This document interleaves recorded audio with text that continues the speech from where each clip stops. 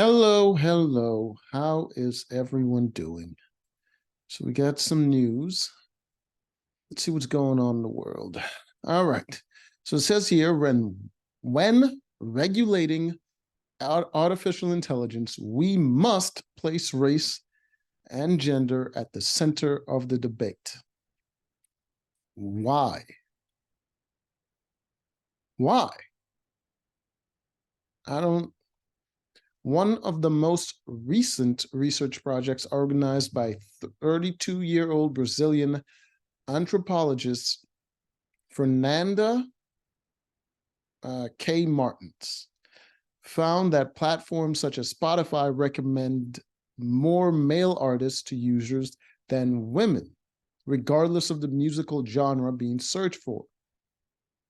Yeah, because there's more popular male artists than female artists. Because uh, female voices tend to like sound the same most of the time because there's not much when you get to the higher register, there's not much distinction there. And it just so happens that with women it's kind of, and like female artists, it's kind of polarizing to the point where when they're famous, they're really freaking famous. Like, for example, Beyonce, like top notch fame, like out of the park, got a whole cult following, all of that. And then on the lower end, barely even know who the hell they are. They have to do like really explicit stuff just to get attention.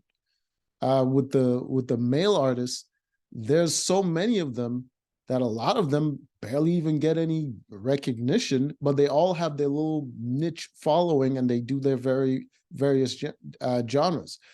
Because the men, like, they dominate so many other genres. Like, you got rap, you got country, you get, like, the men dominate their very specific niche in every single genre, and that just propels them further, and they have way more competition because there's way more men that are famous for doing that certain thing. So they have, with so much competition, it raises their level of talent in order to even qualify. For the women, uh, it just comes down to looks for them to distinguish themselves. Unfortunately, because of that, a lot of the talent doesn't really get to shine as much because a lot of the women, like, they feel insecure because they don't have the looks or whatever the hell they feel. So they're less likely to really pursue their career as hard as possible and try to improve their talent in order to even get further. It's a lot of because there's a lot of women in the industry that are just getting by on their looks, and they're kind of bringing down the level of achievement and competition for the other women because they're not really working on their talent as much as they're working on promoting themselves as an object. I mean, look at this Olivia Dunn. What was it? I think that's her name. That Dune. That chick, like, she's talking about she needs security or whatever the hell just to go to college. What is she famous for? Is she winning world records? Is she breaking world records? It just, you know what I mean? That ruins women's ability to actually achieve something when their competition is just a girl that just looks better than them rather than someone that is actually working to be more talented. Beyonce is great because she was literally part of a group where she had to distinguish herself from the rest of them. It forced her to be competitive, and she had to work on her craft to be better, to the point where she's at the level that she is because she had competition. It's just, it seems logical that this anthropologist would take her research on gender and race to the internet, probably the most challenging universe. God damn. It's the perfect place for it, sweetheart. Martins is the director of the Internet Lab, a respected interdisciplinary research center, well, not for long, which examines the space where law and the internet meet. She's also an active participant on the subject of artificial intelligence and its effects of society. So she doesn't have any expertise on artificial intelligence. She just likes talking about it. Way to go. The daughter of a Black and Indigenous woman. That's her qualification. Daughter of a Black and Indigenous woman and a white man. So she's just biracial. Martins was 9 years old when you're really going to go through a whole history when drought and inequality led to her family to immigrate to Sao Paulo. Drought and inequality. She's part white. Her father's white. And her mother got all these all these descriptors. Oh, she's Black and Indigenous. She's something special. Oh, and just a white man. He's just a white man. I don't. She lived in the Brasilandia favela until the family moved to the exclusive Jordan's district, where her father works as a doorman. He's white and he has no privilege. He has to work as a doorman. She clearly remembers the moment when she discovered her Blackness.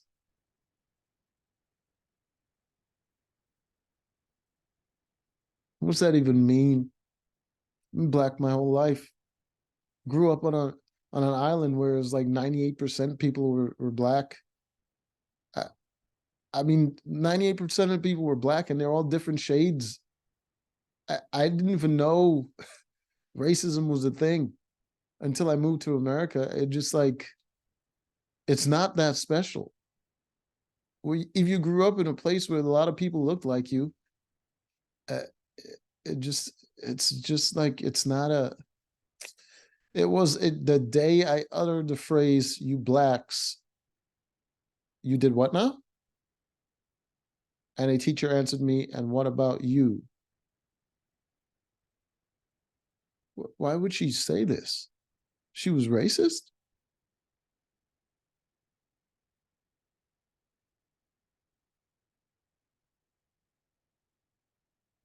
It was a terrible idea to take a picture. She barely opened her eyes because the sun isn't so much wall. She's barely in,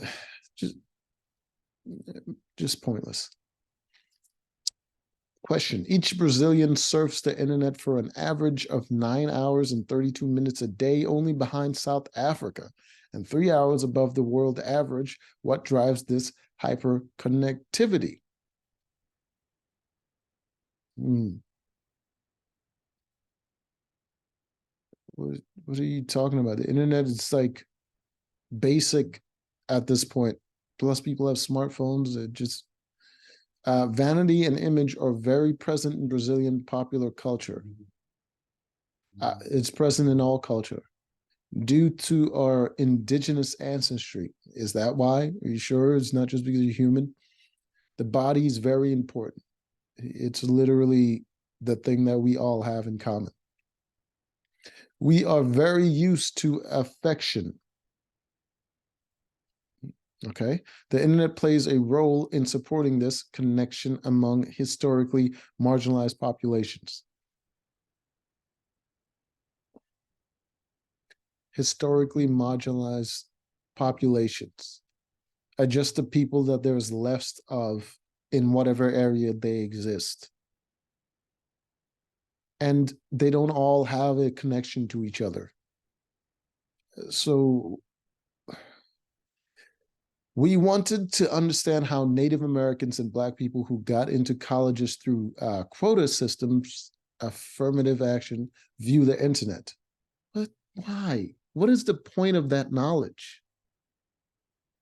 They told us that it was important at the time when they were often the only minorities among a white majority.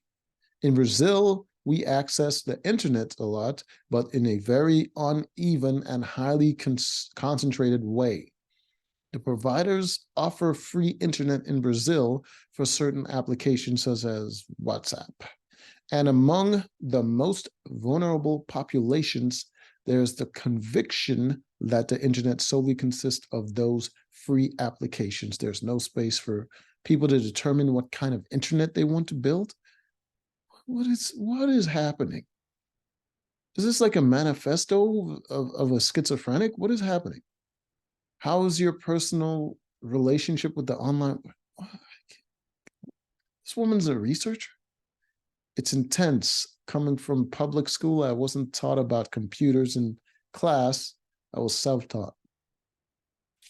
You only get the classes you sign up, you're supposed to get, and the ones you sign up for. What are you talking about? Who is in charge of your education, and who is supposed to make sure you got computers? Do I set limits? I have taught myself how. When I take the dog for a walk, I go without my phone. I don't. Tell us more about your research on algorithms that reinforce inequality. What? Algorithms that reinforce inequality? The research was born in the interdisciplinary team when the debate on algorithmic discrimination was very intense.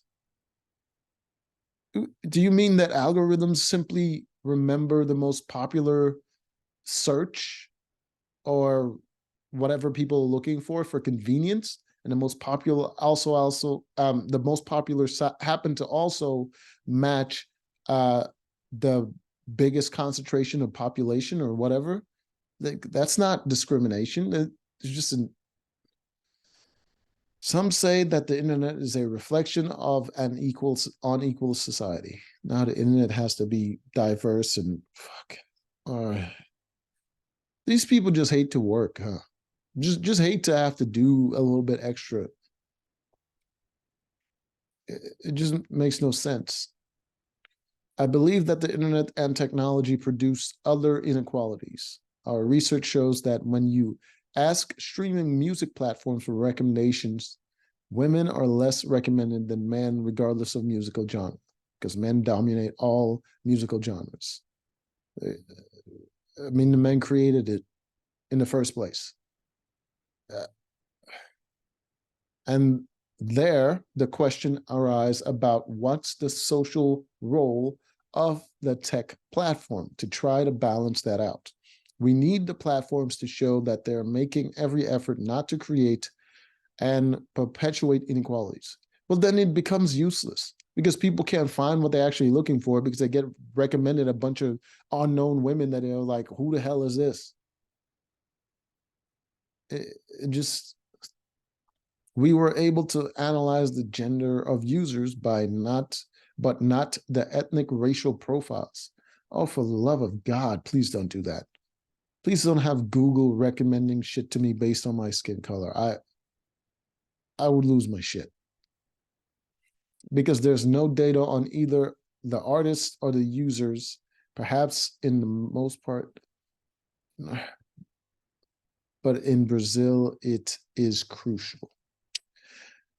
Brazil is considered to be a good laboratory for analyzing internet problems in general, the social media in particular, but also for shedding light on possible solutions. Brazil is interesting. Brazil is interesting for several reasons. While we are a country from the global south, we are so hyper-connected that most of the big tech companies have offices here. Probably because the laws on taxes on land and it's cost effective, probably. This allows us to build a dialogue with multiple actors involved in the debates. The research investigations and attempt to solve the problems further. We are going through a wave of growth in conservatism. Okay. In the last 4 years with President Jair Bolsonaro, I can't. We've been the potential for disinformation. We've seen the potential, which is limited to the internet, and we know have a progressive government that is intensely considering how to regulate digital platforms. This won't solve all problems, but maybe it can solve some.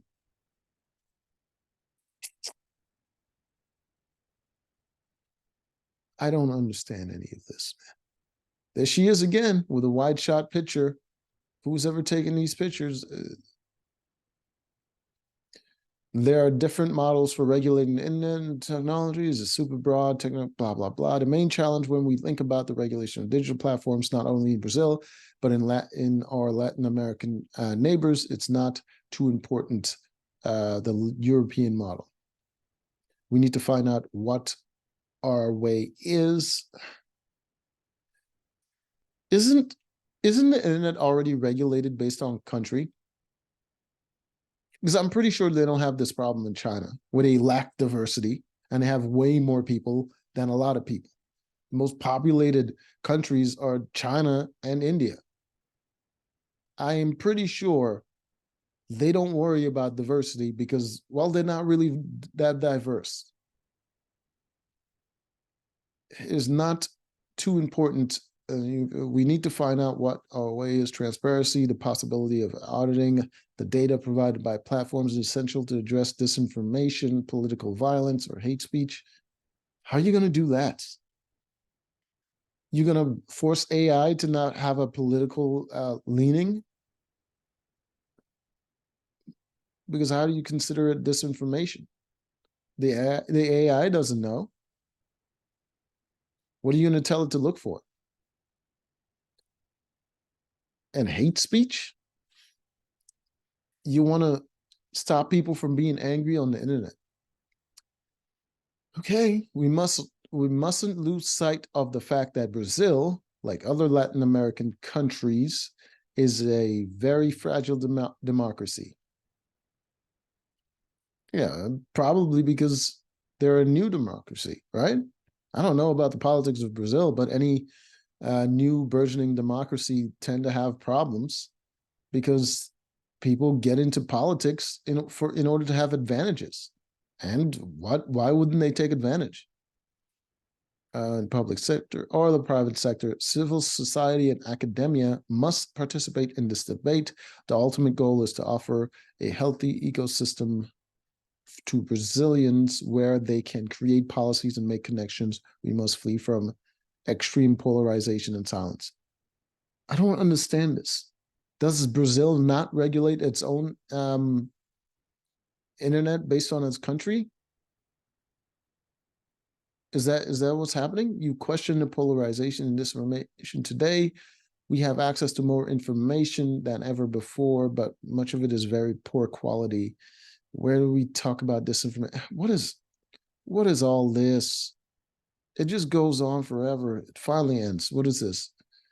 Question. In recent months, the Supreme Court of Brazil issued a series of rulings which some consider to be controversial against the disinformation that led to a coup attempt. Okay. We are very, oh my God, this has nothing to do with anything. That was a supreme waste of time. I apologize for that. So until next time.